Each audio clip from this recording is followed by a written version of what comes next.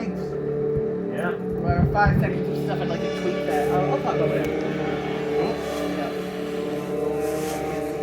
Oh, yeah.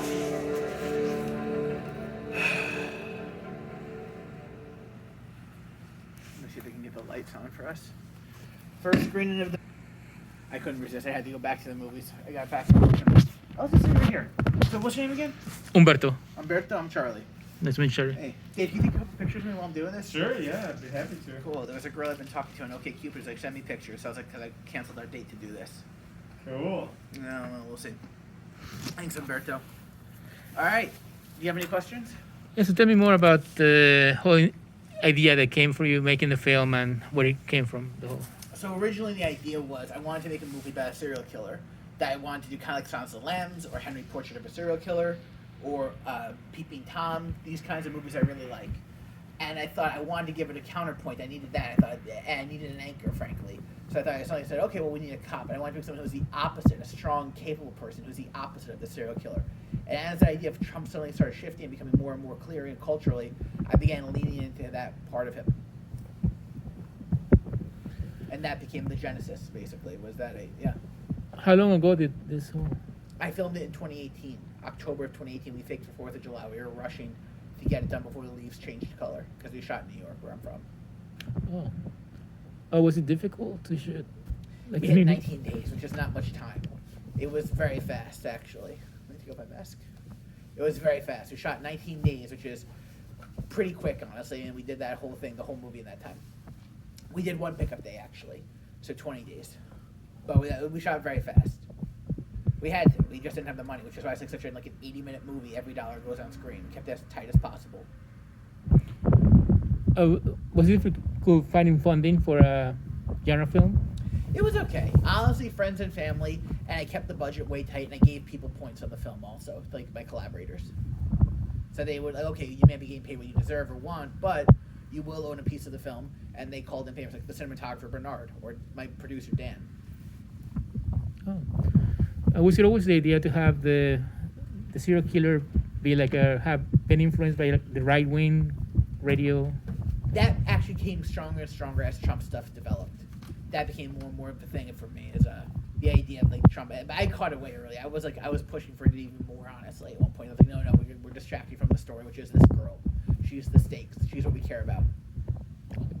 Because that was nice to have as a background, have like him on the radio, like, was just driving, listening to all that, and then yeah, that was actual stuff we took from Alex Jones, and then we like tweaked it, and yeah. Yeah, it does sound familiar. Yep.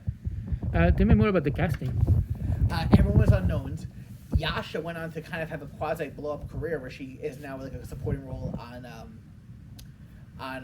Flight Attendant, but she had a small role on Black Mirror. And everyone else is unknowns, basically. I cast didn't have the money for a star, so I said I want people who are passionate about this, who believe in this kind of movie. Are they all New Yorkers? Yeah. Oh. What was the most difficult scene to shoot?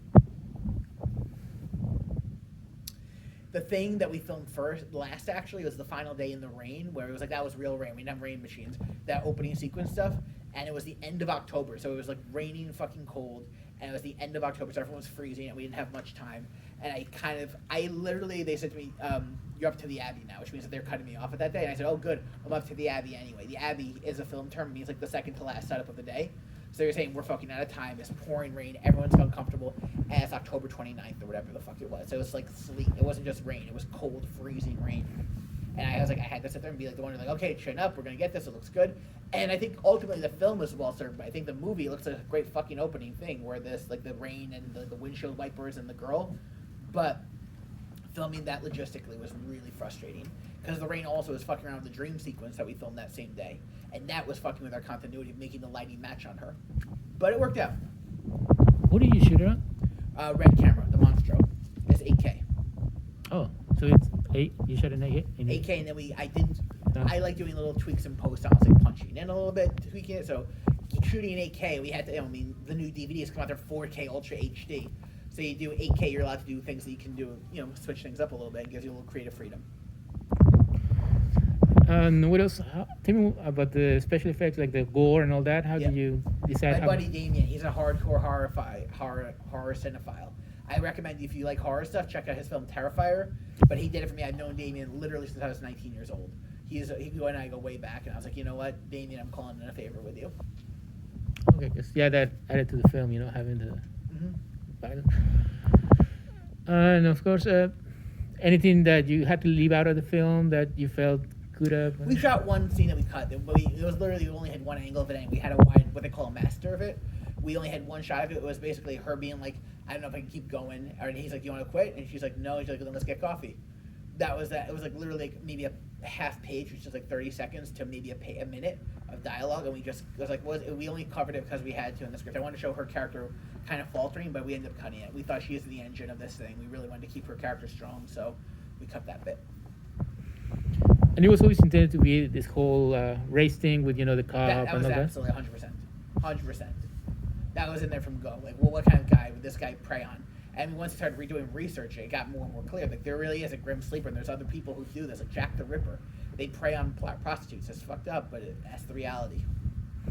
It was a good contrast with the stuff at the police, with the police themselves being a little with her and, you Well, know. they didn't care. The grim sleeper, they had that term NHI, no human involved, was a term originally from LA.